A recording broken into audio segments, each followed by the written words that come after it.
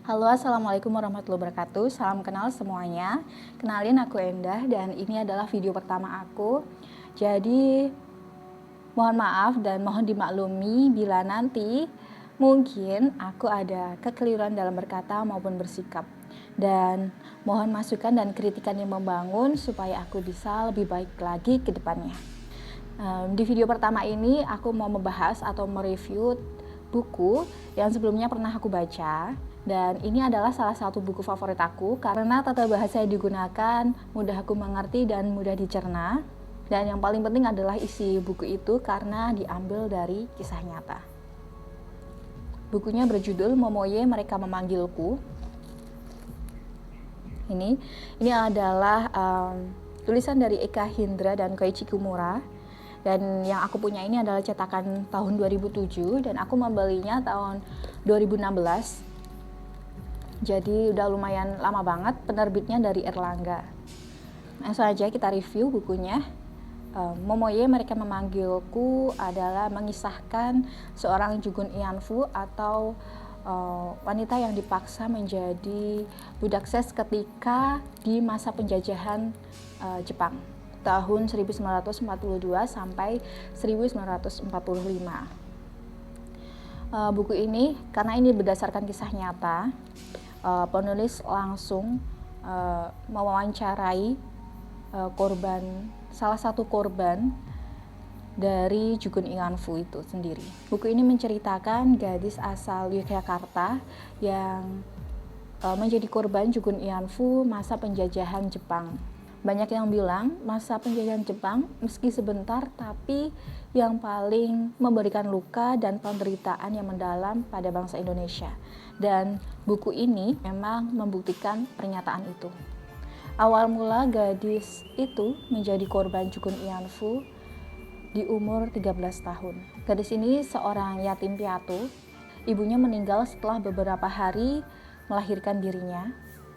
Dan ketika ia berumur 10 tahun, ayahnya meninggal dunia. Setelah itu kurang lebih selama 3 tahun, dia tinggal bersama tetangganya, lalu pindah menjadi pembantu rumah tangga. Dan disitulah dia mulai menemukan kehidupan baru. Dia menyukai seni, dia suka menyanyi dan sering mengikuti kelompok orkes keroncong mengisi acara. Jadi dari panggung ke panggung dia sering ikut. Karena itu dia mantap dan bercita-cita ingin menjadi penyanyi terkenal. Suatu ketika dia bertemu dengan seorang wanita bernama Yuslenci. Yuslenci ini juga salah satu pemain orkes yang saat itu sedang di Yogyakarta. Oleh Yuslenci, gadis ini ditawari untuk menjadi penyanyi di Borneo. Dia yang masih kecil belum tahu apa itu Borneo dan belum tahu di mana itu Borneo, memiliki rasa takut. Namun karena semangatnya ingin menjadi penyanyi, rasa takut itu kalah. Lalu dia memutuskan untuk tetap pergi ke Borneo, berharap cita-citanya menjadi penyanyi terkenal segera terwujud.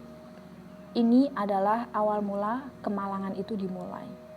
Sebelum berangkat ke Borneo, ia merasa ada keanehan atau keganjalan karena ada kewajiban dan harus diperiksa kesehatan fisiknya dan diminta untuk melepas seluruh pakaiannya. Dan mohon maaf, diperiksa kemaluannya. Ia sempat bertanya alasan pemeriksaan ini kepada Yuslenci, namun jawabannya hanya pemeriksaan fisik karena akan melakukan perjalanan yang panjang. Sebetulnya dia hampir tidak lolos karena umurnya yang masih kecil, tetapi orang Jepang yang mendampingi pemeriksaan itu memperbolehkan dan gadis itu lolos. Singkat cerita, dia dan rombongannya sudah berangkat ke Surabaya menaiki kereta api. Di sana mereka menginap selama 2 minggu di Hotel Paneleh, Surabaya. 2 minggu berlalu, dia dan rombongan diangkut menggunakan truk dan disupir oleh tentara Jepang menuju pelabuhan untuk berangkat ke Borneo. Sesampainya di Borneo, mulai ada kejanggalan lagi yang dia rasakan. Ia mendaftar di grup sandiwara, tetapi tidak dimasukkan dalam rombongan grup sandiwara. Dia sudah mengatakan dan menanyakan hal tersebut kepada yang mengawasi, tetapi orang yang mengawasi hanya diam saja, jadi tanpa jawaban. Ia dan rombongannya dibawa ke asrama Telawang dan berlokasi di Telawang, Kalimantan Tengah. Di asrama namanya diganti menjadi nama Jepang, yaitu Momoye. Keesokan harinya mereka diperiksa kembali kesehatannya. Tiba kembali ke asrama, ini merupakan hari yang tidak bisa dilupakan atau mungkin tidak bisa hilang dari ingatan Momoye. Karena untuk pertama kalinya dia mengetahui menjadi korban keberingasan nafsu tentara Jepang. Tiap harinya dia dipaksa untuk melayani belasan tamu. Hingga suatu ketika dia hamil karena beberapa tamunya tidak mau menggunakan pelindung. Si penjaga asrama mengetahui dan melaporkan keadaan tersebut ke orang Jepang penanggung jawab asrama itu. Segera Momoye dipanggil untuk menggugurkan kandungannya. Awalnya hanya diberi obat, namun karena janinnya tidak kunjung bereaksi, oleh penanggung jawab Jepang itu dibawa ke rumah sakit untuk menggugurkan kandungannya secara paksa. Kandungannya yang sudah berusia 5 bulan digugurkan secara paksa dan ditekan sangat keras oleh dokter yang menangani. Dia merasa kesakitan dan kehilangan tenaganya. Setelah dari rumah sakit menggugurkan kandungannya, Momoye tidak diberikan istirahat, tetapi dipaksa untuk kembali melayani para tamu di asrama. Para korban Jugun Ilhanfu dijanjikan akan dibayar setelah selesai bekerja dengan cara menukarkan karcis yang dibawa para tamu ketika masuk ke kamarnya.